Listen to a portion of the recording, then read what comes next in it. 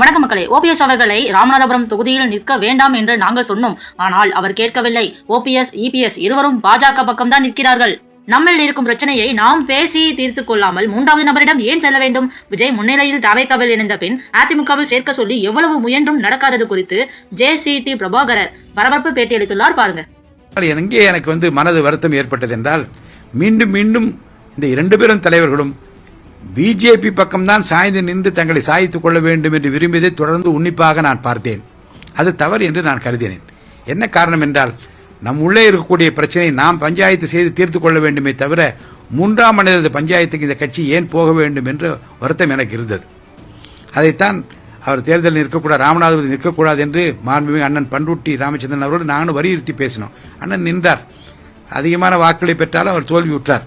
ஆனால் அதற்கு பின்னால் என் மனம் என்ன வேதனைப்பட்டது என்று சொன்னால், இந்த இயக்கம் அனைத்து இந்திய அண்ணா திராவிட முன்னேற்ற கழகம் 100 ஆண்டு காலம் இருக்க வேண்டும் என்று புரட்சித் தலைவர் அம்மா சொன்ன இயக்கம், 1000 ஆண்டு காலமானால் அதிமுக அழிக்க முடியாது என்று புரட்சித் தலைவர் சொன்னதெல்லாம் இருக்கிறதே.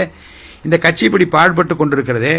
தலைவர்கள் தங்களை வாழ்வித்துக் கொள்வதற்காக தொண்டர்களை நடுரோட்டில் நிறுத்தி விடுவார்கள் என்ற கவலையும் அச்சமும் எனக்கு ஏற்பட்டது. அதனால தான் நானும் அண்ணனுடைய மரியாதைக்குரிய அண்ணன் புகழேந்தி அவர்களும் கே.சி. பழனிசாமி அவர்களும் 3 பேருமாக சேர்ந்து ஒன்றுபட்டால் உண்டு வாழ்வே, நம்மில் ஒற்றுமை, நீங்கள் அனைவருக்கும் தாழ்வே என்று போஸ்ட் அடித்து தமிழ்நாடு மட்டும் அதை ஒட்டின. காரணம் என்ன என்றால், தொண்டர்களது மனநிலையை தலைவர்களுக்கு தெரிவிக்க வேண்டும் என்று விரும்பி தனியாக ஒன்றை ஆரம்பித்தோம். அதை நாங்கள் வெற்றி பெற முடியவில்லை. ஆனால் எங்களுடைய உள்ள கடக்கையை தொண்டர்களுக்கு தெரியப்படுத்த வேண்டும் என்று தெரியப்படுத்தினோம். ஆனால் இணைப்பதற்கான எந்த வாய்ப்பும் உருவாகவில்லை. ஒரு தொண்டர், காஞ்சிபுரத்தில் இருக்கக்கூடிய ஆர்.வி. ரஞ்சித்குமார் என்ற ஒரு தொண்டர் சொன்னார், உங்கள் காலில் விழுந்து கேட்கிறேன், எங்கள் கட்சியில் சேர்த்துக் கொள்ளுங்கள் என்று கேட்கக்கூடிய அளவுக்கு போன பிறகும் கூட இந்த கட்சியில் நாங்கள் சேர்க்கப்படவில்லை. அதில் என்ன பார்க்க வேண்டும் என்றால், புரட்சித் தலைவருடைய கொள்கைக்கு மாறாக, அவர் நடவடிக்கைகளுக்கு மாறாக, புரட்சித் தலைவர் அம்மாவுடைய கொள்கைகளுக்கு மாறாக, விருப்பத்திற்கு மாறாக இந்த இயக்கம் சென்று கொண்டிருப்பதை எங்களால் சகித்துக் கொள்ள முடியவில்லை. தொடர்ந்து பார்த்தோம், வாதாடினோம், போராடினோம், வலியுறுத்தினோம்.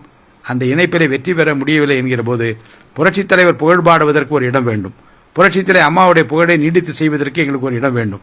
அதிலே தலைமையேற்று நடத்துவதற்கு ஒருவர் நல்லவராக, புரட்சித் தலைவருடைய குணாதிசயங்களை பெற்றவராக, புரட்சித் தலைவி அம்மாவைப் போல இருக்கின்றவராக யாரேனும் இருக்கின்றார்களா என்று நாங்கள் பார்த்ததில் இன்றைக்கு தளபதி விஜய் அவர்கள் மக்களால் ஏற்றுக்கொள்ளப்படுகிற தலைவராக, மக்கள் விரும்புகிற ஒரு தலைவராக, இன்றைக்கு ஒவ்வொரு இல்லத்திலும் பேசப்படுகிற ஒரு தலைவராக தளபதி இருப்பதை நான் பார்த்தேன்.